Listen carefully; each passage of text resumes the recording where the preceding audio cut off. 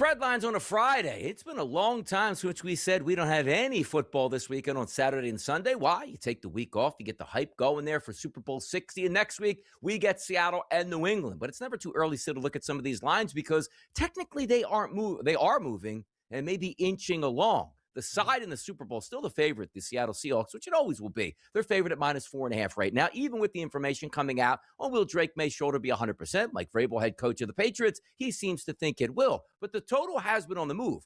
46.5, and now looks like the stronghold across the board at just about every outlet, Joe, is 45.5. And I actually disagree with that a bit. I think we're going to get points in the Super Bowl between these two teams, but this game will not be played this Sunday. It's next Sunday. Lines will continue to inch, Joe, but right now, 4.5 and 45.5. What's that spread line for Super Bowl Sunday? Yeah, and again, Donnie, we're keep hearing the same thing from the risk rooms here, is that they're not anticipating from a spread perspective a whole lot of crazy movement, even though the limits are raised and guys can come in with 6-figure bets, 7-figure bets. I mean, it's something else when you have a guy like Mattress Mac shows up at Caesars with $2 million to put down, Donnie, and it doesn't affect the line whatsoever. So I think what you see is what you get. But to your point, that total continues to be the one place that they think we're going to get the most action and maybe the most influential bets when it comes to the total. A lot of money sitting on the sidelines right now, Donnie, on that total, waiting to see how low it might go. But I think we're going to see a ton of over money, and that line will be moving as we get closer to next Sunday. Props as well. That public avalanche is coming next Thursday and next Friday right into the weekend. Here's people start to settle in for Super Bowl Sunday. The Philadelphia Eagles have found their man. Offensive coordinator for what feels like weeks after weeks of an exhausting, let alone puzzling interview process that had Jeffrey Lurie and the ownership saying at first, we're going to take a big swing here. Maybe it's going to be a guy that definitely has, hands-on experience, maybe a head coach here, but definitely has called plays. Only to settle on Sean Mannion, who's never called plays, only been a coach in the NFL for 2 seasons. But maybe you find that lightning in a bottle where you say, this young kid has the talent it takes to call these plays and get some of these superstar players open. The Eagles are hiring Sean Mannion as a new offensive coordinator per Adam Schefter. The Eagles got their man. Hallelujah. Yeah, I think it's a great hire. I mean, he is just 2 years removed from actually playing quarterback in the NFL. But when you look at, he was the quarterback's coach and immediately got in with LaFleur there in Green Bay. He was the quarterback's coach there, Donnie. And when you think about the transformation of what those two quarterbacks there with Jordan Love, and more importantly, what we saw out of Malik Willis, he's got to be doing something right, because I didn't see that kind of production from Malik Willis happening at all. But, he learned under a pretty good guy there in LaFleur, seems to know exactly what he's doing with QBs. So maybe it's a good thing for Jalen Hurts and company here to get a kid like this in there who everything he's touched so far has turned out pretty well. And also, being a quarterback always helps. You're in one of those West Coast systems there, obviously in Green Bay. And also, I do think at times, like, the play calling aspect here is a little bit overrated. Like, he's been a play caller for 10 years. Well, I mean, honestly, if you look at Brian Dable, the only 2 good years that he actually had was with Josh Allen, one of the best quarterbacks in the NFL. You're only as good as the team around you at this point here, and we'll see if he's able to sink or swim. But the expectations are he will call the plays on Sundays for the Philadelphia Eagles. They finally got their guy. How about Kirk Cousins? What guy is he going to be to what team out here? Expected to be released, maybe a bridge quarterback. Hey, why not bring him up to why not bring him up to the Pittsburgh Steelers? Aaron Rodgers and Kirk Cousins on the same team. Get the old heads together, man. Let's go. Yeah, no, the Jets are calling, I am sure. Bring Kirk Cousins back in. But listen, I mean, are we 100% convinced that Atlanta can trust, the health of Michael Penix Jr.? I mean, sure, they can get rid of him, get out from under that. But listen, he is going to be a very wanted man in an NFL that is short on QBs. I think there's a number of teams that would love nothing more than to get Kirk Cousins in there. And by the way, they were a better team down the stretch with him under center than they were with Penix. By the way, also, take a look at some other options throughout the NFL. We're talking about the quarterback situations here. Maybe an all-time blunder it could be for the Minnesota Vikings to let go of Sam Darnold in favor of J.J. McCarthy. Here's the general manager talking about that decision. The money that was spent to not franchise Sam, just how do you weigh those things and how the results turned out? You know, you spend a lot of those nights, obviously, you know, you're up in these decisions and they're uncertain, and you're trying to make sure that you don't lock yourselves into what you did and thinking that it's always right. And so there's those nights that you wake up and stare at the ceiling and ask yourself, but I always go back to the process and what we thought at the time. Yeah, it's easier to kind of go and be revisionist and results-based, but going to really think through what we had at the time. I still understand why we did what we did. The results maybe didn't play out the way we did. We wanted them to, but you know, ultimately, I think that at the end of the day that we could have executed better in certain places. And I don't want to say it individually in terms of a particular player, but just executing better, knowing what the room was play style-wise, experience-wise, and just kind of really put together a better combination of people, collective in that group. That's kind of the thing I've probably focused on the most.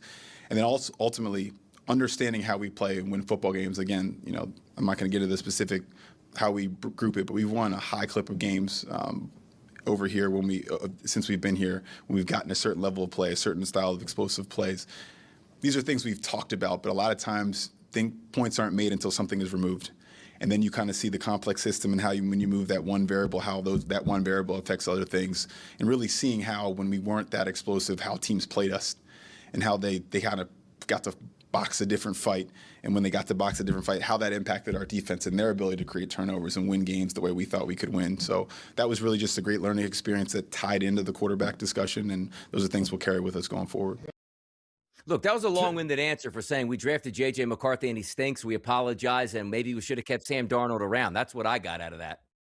Yeah, I mean, he started to go down that road, right? And you know, I'm staring at the ceiling. Well, you certainly are. And boy, oh boy, you're gonna be staring at the ceiling, watching Sam Darnold possibly win a world championship here, while you're still trying to figure out how did we bring in all of these terrible offensive linemen. Yeah, good job, Minnesota. Good job. Let's continue the NFL talk next, right here after a short break on a Football Friday. How about that? The man who would get 1,000 yards every single season at a wide receiver. That's Tampa Bay Bucs wide receiver Mike Evans. And you might think to yourself, like, man, Evans coming back to Tampa, that offense should be able to flourish. They got some new offensive firepower, and away you go with Baker Mayfield. But rumors around the league, people around the NFL expect Mike Evans to move on from the Bucs this offseason. They have it at 50-50. I can't imagine a world where Tampa Bay and Mike Evans aren't synonymous, Joe. I can't imagine it. I can't. No, well, but the problem is we've had this conversation now for the last couple of seasons with him, right? But, I mean, I don't know what people are thinking because, I mean, it wouldn't be Tampa Bay without Mike Evans. And every time we've seen him on the field with Baker Mayfield versus off, they are two totally different teams when Mike Evans plays versus when he doesn't. So he still has that kind of impact on the offense. He's not going to cost an arm and a leg. So I don't know what they're doing. Just sign him, lock him up, be done with it, and move on. Hear me out on this next one. This is what gets me upset because we are handicappers. We like to watch the NFL games, and we like to understand that we're getting an honest product. And these are the ones that I always get a kick out of. Josh Allen just had a procedure on the 5th metatarsal avulsion in his foot. 8 to 10 weeks recovery time.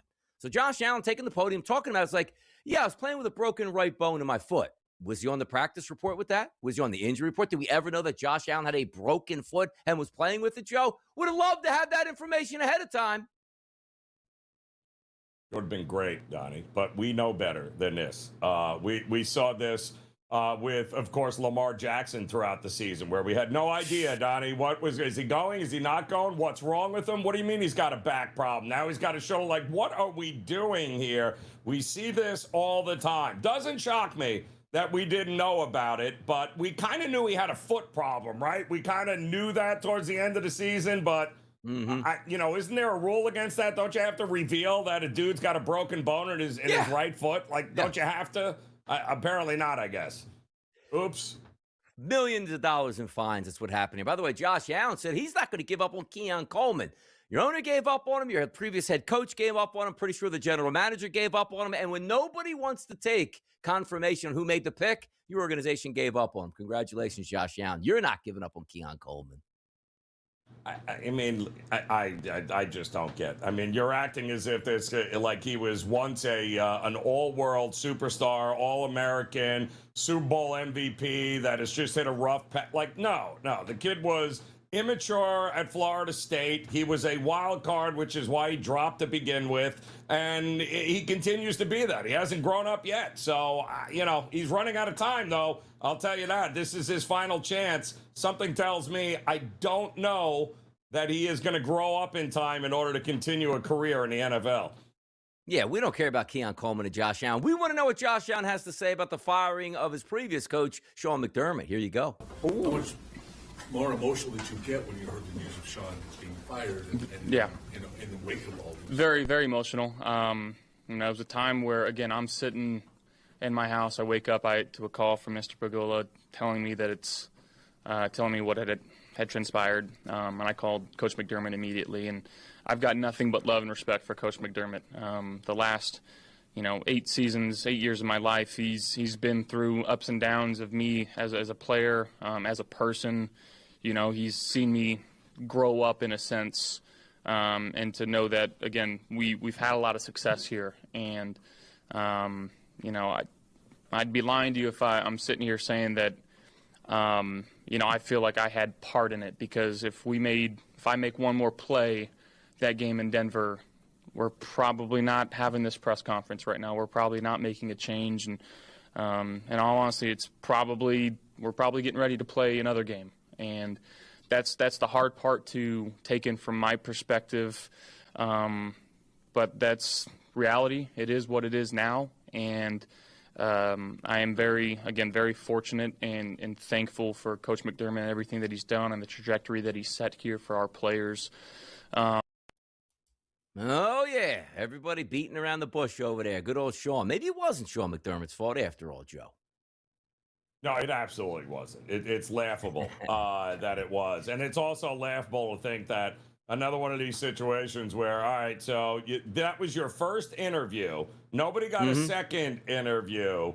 And it feels like as time went on, all right, we just got to keep it in-house because we got to keep all they said in that press conference was how it was Josh Allen this, Josh Allen that. Our job here is to make sure that Josh Allen is It was clear that Josh Allen had some sort of influence in going with Joe Brady. But the whole thing, you're just too close to it at this point. It's too emotional. He spent more time talking about McDermott than he did Brady. There you go. Moving on. Buffalo Bills, new stadium, getting calls from the ownership group. And how about this? I always say this. You never remove yourself from a job opening unless you know you're not getting that job. Davis Webb might be a talented coach and maybe on that quick track to being a head coach in the NFL, but it's not going to be with the Raiders. Why? That's because that's going to be Clint Kubiak's job with the Raiders. Going back home, Davis Webb. Yeah, there you go. Withdrawing that name. I don't blame you. And quite honestly, it's the Raiders. So why in the world would you want that job anyway? Chances are you'd only have it for a year and a half, because that's how they roll, the Raiders. Yeah, it's Kubiak, but I don't know that I'm sold Kubiak wants the job either. So I think this is going to be very interesting, because I think Seattle is going to throw him an awful lot of money there to stay as the coordinator.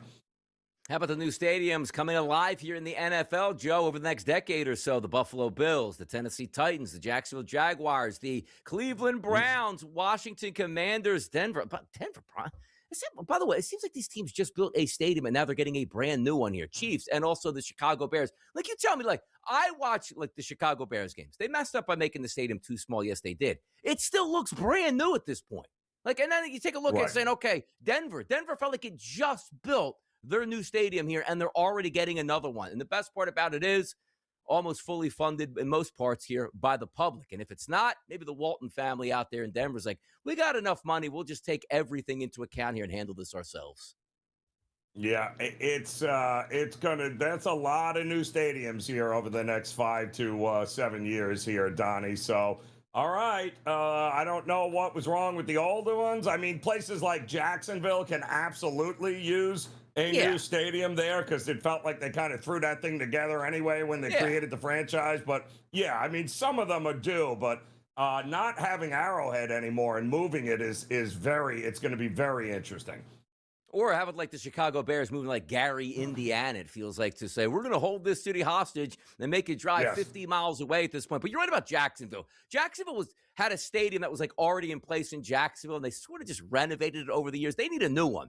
Cleveland already knocked down the mistake by the lake and built a brand new one. Now, like, oh, we need a brand new stadium on top of that. Philadelphia is a little bit older here, the original stadium here for the Tennessee Titans, but not that old. Buffalo also deserved a new stadium. I mean, that thing was around like a high school field. So you say, oh, Buffalo's getting a new stadium. Yeah, that makes some sense. Washington already had a new stadium. It's a terrible stadium where it is now, but now they want the dome effect and to go back to the old site of RFK. And then you're right about Kansas City, which if you read anything, those fans are so upset with this because you go from one of the ultimate home field advantages, and now you're going to take that away from the fans and just be like, okay, not only now is going to be much of a home field advantage anymore, it's going to be ultra corporate, and your season ticket prices are going to quadruple over the years. Joe, have you ever had season tickets in the NFL to any NFL team? Have you ever had them? No, I had access to them, Donnie. The Giants and the Jets, and yeah, it didn't take long before I was like, yeah, no, you can keep them. I'm good to go. Thanks. Do you remember the switch over, like, and even from a Jets and Giants perspective, Giant Stadium, like families, generations bought those season tickets here and filled up that stadium. And like, we're going to build a brand new stadium. And by the way, your tickets that you had in your family were sat on the 20-yard line, 10 rows up. We need $150,000 per seat from you just for the right to buy your new tickets, which are going to go up tenfold at this point. And many said, no, thanks. We'll move to the upper deck. We're not going to buy them at all. The personal seat license. Imagine that. The right to buy the seat that you had. And, oh, yeah, they told you it was an investment you can sell in the future. Unbelievable, man. We'll be right back. We got a week off to Super Bowl 60 here, sort of the calm before the storm, before the two planes fly into Santa Clara, and away you go. You got Monday night, meet the teams here, then they get sequestered away. Nobody wants to practice at Santa Clara itself because you might have some soft tissue injuries before you even get to the stadium. That's Sunday afternoon. Donnie right side, Joe Ranieri, Tom Vecchio. He's joining us on a Football Friday here. Tommy, how we feeling, man? I'm ready for the game to start. That's where I'm at this point. It is an exciting build up to the game, and there's so much going on, but I'm ready for the game to start. We are approaching a really interesting point in terms of the markets, because we've seen some interesting markets move in terms of the props, and one of the ones that I've already been on has moved at least 4 yards, but I'm ready to go. Yeah, it should be a fun thing to break down. And again, we're going to go over it all the time next week. Monday, Tuesday, Wednesday, Thursday, Friday. I mean, heck, Joe, you know as well as I do, Tom. We've been looking at, is the 4.5 going to move off 4.5? It's going to go to 5, going to go to 3.5 at this point. And also the totals at 46.5 now dropped to 45.5. But let's start here. Quarterback situations on both sides. We are always, Tom, going to overanalyze everything that comes up. And what's going to come up? Sam Darnold, oblique. Is he going to be completely healthy? He seemed all right the past 2 weeks. Drake Maye seemingly getting dinged up a bit in that game against the Denver Broncos. He's on the practice reports as being limited, but Mike Vrabel is telling us, don't you worry, he's going to be just fine. Tom, the quarterbacks, any worries here with the buildup for maybe some lingering issues? At this point, no. And Sam Darnold, I think, is a good example. Like, yeah, he was on the injury report. He's dealing with the oblique, but ultimately he's fine. Seeing that Drake Maye was, dealing with a shoulder injury yesterday, saw some people, talking about it on social media. Like, it's literally a non-factor for me. Like, that's just what it comes down to. If he's going to be limited Thursday or Friday of next week, then talk to me. But over a week out, him being limited in practice doesn't bother me at all. I think their props are where they should be. I think we're looking at Drake Maye potentially going over his passing yards prop. Sam Darnold, I'm not so sure about, but I'm not trusting the running game from the Pats, really. And I think if Drake Maye falls below 222, the Pats just don't win that game. He has to go over. Yeah. You agree with the under move here early on? Because it feels like we're being set up to come back in. It feels like a lot of the pros are just waiting to see how low does this number go, because I can absolutely see a scenario where points are going in this game. Yeah, and I would say like a 28-20 final. Is it like that's a good amount of scoring, but that's an exaggerated amount of scoring. So, to your point, like, I am almost waiting that I think the over would be the play at a certain point. And again, we can get some modest amount of scoring, 27, 21, and we're over that total. It may not be flying over, but I would lean more points than not. What we've seen from the offense is good. And, we always talk about like offenses starting off super scripted. Well, the defenses also don't want to make mistakes. And that may actually lead them to giving up a few more points just because they don't want to be blitzing a little bit more. They're not going to bring that extra corner. And then therefore there are some guys underneath that are open, and it leads to more scoring chances. And also taking a look at the New England Patriots, because I do like their offense. Well, they just don't score anymore in the playoffs. Have you seen number one, the defenses that they played? Number two, the conditions that they played those defenses in isn't really conducive to scoring. San Francisco, we're probably going to get a much better clean slate on the playing field for both of these quarterbacks and the matchups here, Tom. If we flip it over to the wide receivers, obviously we know Jackson Smith and Jigba. He basically doubles up everybody else in the props market. I'm looking at FanDuel right now, Tom, 93.5. But boy, you are getting discounts across the board in the receiver/tight end field. Have you sort of focused on a player, Tom, that you might be looking for, or maybe even one of those guys that not a lot of people are looking at? Yeah, I actually tweeted this out a couple of days ago. George Halani over 7.5 receiving yards. Cam loves him too. The new second string tight end, second string running back for the Seahawks because Zach Charbonnet is out. Over 7.5. I saw his number get up to as high as 11.5 over at DK. And this is a player that, has been on the roster for a couple of years. They like him a little bit in pass protection. That's why that was the Charbonnet role, because they didn't love Ken Walker in the pass protection role. So in third downs, he's going to be there. If we look at what the Pats have done in the postseason to running backs in the receiving game, they're giving up yards. They give up yards to Kamani Vidal. They give up yards to RJ Harvey. They are a little bit susceptible in that area. So if it turns to a passing game, Sam Darnold's going to look for those quick checkdowns. And George Halani, 7.5. You give me 1 or 2 catches, I think he gets there. I think it's going to be who do you give the edge in winning special teams here, Tom? Because it feels like the weather report doesn't look like it's going to be a problem. It feels like we're going to have a 60-yard field goal attempt. The longest field goal feels like it's going to be in play. It doesn't feel like, it feels like now we're in a situation with both these teams where they'll go, instead of going for it on fourth, they'll try the 60-yard field goal here. It feels like that is absolutely one of the props we got to concentrate on.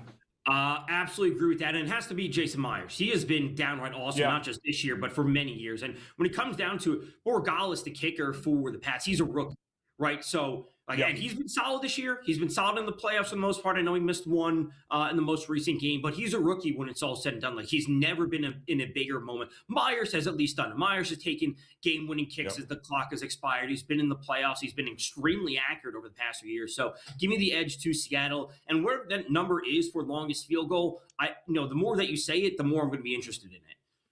I always like to take a look at some of those player props here where you get those game specials thing. Can anybody break a record, Tom, from a Super Bowl past? Any player with 506 passing yards, any player to run for 216 and a half, any player here to run for over 205, receiving yards at 216, and then rushing yards at 205. Can we get anything spectacular in this game, or are we just looking for a close, hard-fought game in this one? Frankly, just a quick glance at some of these specials. Yeah. Both teams to record an interception. I don't mind that. It's only plus 200. It's not some like crazy long shot, but Sam Darnold, we know the issues that he's had. Granted, he's been significantly better as of late, but really Drake Maye has been struggling as of late. Every game this postseason under 60%. Now, Donnie, you alluded to it before. The conditions and defenses haven't been great. We know that. But if we can get those guys through in the first half, I think that's live. Both teams to record an interception at plus 200. Not that bad. All right, so we got about a week to go here, Tom. Settling in, line sits at 4.5 for the Seattle Seahawks. If I give you one bet on a side or a total in this game, which way are you going for Super Bowl 60 early? If I get the 45.5 now, I think it goes up and over. I think it's really that simple. We're going to get points. It's not going to be this game that we had Pats-Rams a couple of years ago. It's not going to be 12-9 final. And this game's also not going to end 35-30. It's going to be somewhere in between. It'll be close, but it'll be a good game. Sam Darnold or Drake Maye. One of those quarterbacks going to be a first-time Super Bowl champion. We'll find out next Sunday. Next time, we'll be right back. Coaching Carousel, 2 stops left, Joe, I believe. I mean, it seems like every single day we have a new spot to open, but at Arizona and also Los Angeles. But Robert Saleh, who probably could have a good job at either one of those institutions here, he's with Tennessee, and he's also talking here about calling the plays in Tennessee. How about that? I didn't call plays in New York, and I just kind of gave it all to the coordinators. even though we were still part of the game planning and all that. I joke with Borgo on game day when I didn't call plays. I felt like I was just a timeout and red flag guy. I was just kind of I had the greatest seat in the house as a fan. So calling plays for me, it's not necessarily about control, but it's about connecting with the players. When you are a play caller and you are calling plays, you feel the strain that you're putting on them with each call. You're feeling the connection. You're feeling what each one is going through. And again, like I said, I can feel the weight of the play call on individual players in those moments. And to be able to call plays and maintain that connection, maintain that feel for what the players are going through, I think is very, very important from my seat. And it's just one of the many things that'll change throughout my tenure. He's learning, Joe. The reason I say that here is if you're going to have your second opportunity, you're going down swinging, because sometimes you can say to yourself, that was my defense and we continuously got torched. I'll live with that. But he's right. When you're the head coach, you're in the game plans. Don't get me wrong. There's a big, heavy influence of Robert Saleh that was in New York, but it's not you calling the plays. He understands the magnitude of, if this doesn't go right, I'll never get a head coaching job again. And you know why it's not going to go right? It's certainly not going to be because my defense isn't out there giving its all. Donnie, I mean, it's great to hear that from him, right? Because it's, if you don't evolve and learn from past mistakes here, then, we don't know. It ain't gonna last very long here. You might as well just stay a coordinator. But I love it. I love he understands the whole CEO concept, delegate, which is why I am very, very interested to see with some of these young first-time head coaches who think they're going to keep the play calling duties. Aaron Glenn in New York, and of course now Joe Brady. I'm going to keep calling a play. Like, you have no idea what other duties you have now as a head coach, where all of a sudden, Donnie, got to keep my head into the defensive room. Then I got to call the plays in the offensive room. It's going to get very interesting for some teams with new coaches this season. It is, and there you go. Robert Saleh going to call the plays on the defense here. We'll see how that works out. Young quarterback here. Maybe they can grow as a franchise, but certainly learn from his first mistake. You're not going to blame me for this defense here. Let me take control of the reins from day number one and see how that goes. Josh Allen, been hearing from him a lot during this show, but the biggest news of all for him is, I don't care about a Super Bowl. I don't care about the Buffalo Bills. Being a dad is the biggest job I have now. What is your post-season play? You talk about becoming a dad, the recovery, all of that stuff. I know that's hard to plan as a fellow dad, but can you try and map some things out? I mean, to the best of our abilities, but I've known this from well in advance. I've got siblings that have kids. I've got a lot of friends that have kids, and I don't know if you can plan too far in advance. So I'm very much looking forward to that with my wife, of becoming a dad. It's something that I will take with great pride, and we're gonna have to figure things out on the go, just like anything else. But this is the most important thing I'll ever be in my life, is being a dad. And I know I love being a football player, and I love being a quarterback for the Buffalo Bills, but I'm looking forward to this one. There you go. Buffalo Bills fans angry. They can never get over the hump. My man's like, I'm already minted. Give me my money. I'm a dad now. Leave me alone. Yeah. And listen, I mean, it's, you're watching Josh Allen. We've seen him from, who is this guy at draft day from Wyoming? To now all of a sudden, being an MVP and, having to evolve here now into a player with a new head coach in a very changing landscape. And is the window closing? Do you think he has the window closing on his opportunities? I guess we'll find out rather quickly here next year. How about this? The NFL Super Bowl is coming up next weekend on next Sunday. We're all going to bet it. Some people plunk down $25, $100, couple $100, get away with it here. 4.5-point spread is on the game if you're not paying any points or any juice on that run. My standard -110, let's call it. How about Devin Booker out here in these streets? He put $1 million down on the Seattle Seahawks with the Fanatic Sportsbook here. But when you say, man, you know what? I got to pay -125. So I got to lay $125 to win 100. All right, I'm going to pay $125 to buy it down. Devin Booker buying the line from 4.5 to 3.5, Joe. Going to cost him a couple $100,000. Is that what I'm reading right here? A $1 million wager pays out $1.8 million. And that's not even the craziest part about this. His fan cash is $6,000. If you've ever been on Fanatics, like, hey, let me put down a couple $100. Like, hey, we just gave you $1 in fan cash. Congratulations. Yeah. He had 6,000 in fan cash. That is just crazy here. Yeah, well, listen, kudos to him. He's obviously very confident in that, but I mean, $1 million bet, Donnie, and I don't think he's moving the line very much. Do you? You think that bet moved the line up? No, it didn't. You know why it didn't? Because the book's like, I'll take your $1 million because there's nothing sharp about you, Devin Booker. That's why. By the way, honestly, and I understand, like, the point of getting from 4.5 to 3.5 isn't that like monumental. And again, it's the difference. Like, hey, man, I paid an extra $10 to get the point. You're paying a couple $100,000 in juice to get that number there. But when you're in the NBA and you lose $1 million on the game, it's like it's no big deal. I have millions more to go at this point. The life of an NBA superstar, man, it's fantastic here. Front Office Sports with a tweet yesterday. The NFL will not allow prediction markets to advertise during the Super Bowl. Why? Because they're not getting enough money from those prediction marks here. You're going to see FanDuel, probably DraftKings, and all that good stuff out here, but prohibited list of categories. You can't have a predictive market. I always get a kick out of this. Yeah, isn't it great? Show up with the money. And at that point, right, DK and whoever, they're like, listen, we're paying you an awful lot of money. That's it. Awful lot of money here, and we are not, we don't want to share the spotlight. The NFL's like, no, we hear you. We hear you. But ultimately, the NFL will win because they'll just pit them all against one another, and the one with the most money is going to win. By the way, the head coach previously for Michigan State, the guy's name is slipping my mind. Who was the coach at Michigan State that brought over Kenneth Walker III? Who was the coach?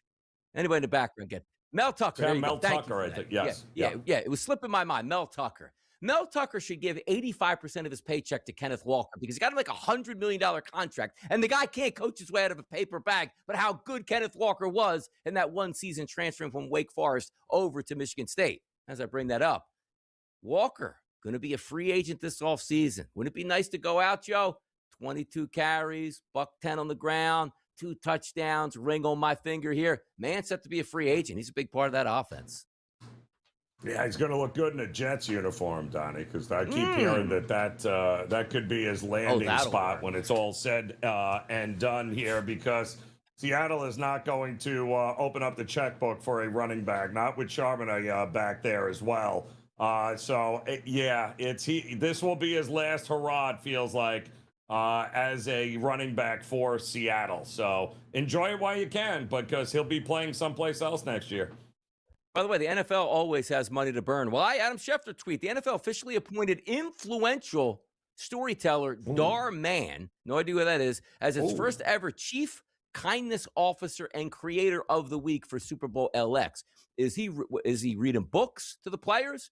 Like, does he put them to sleep at night? It's like, hey, we're going to tuck in Drake Maye tonight with a nice bedtime story. What's my guy doing as a chief kindness officer? We would never have that in Philadelphia. I would. How do we get that? Apparently, he's very famous too, right? Darmont. Yeah, have you ever heard? I mean, how do you get that job? I would love to be able to get that job. I'll try to do a little background on the guy to see what it's about and what he does. But I'm assuming he is probably is he like Miss Rachel, like the girl I see on the all over here that gives out the public services for the kids, and kids like that stuff? Is that what it is? I don't know. Dar Mann. I don't know. Reading books to NFL players. Maybe that's just the way it is. Don't have to look any further into it. Joe and Donnie, the Hot Topics continue to roll. We'll be right back.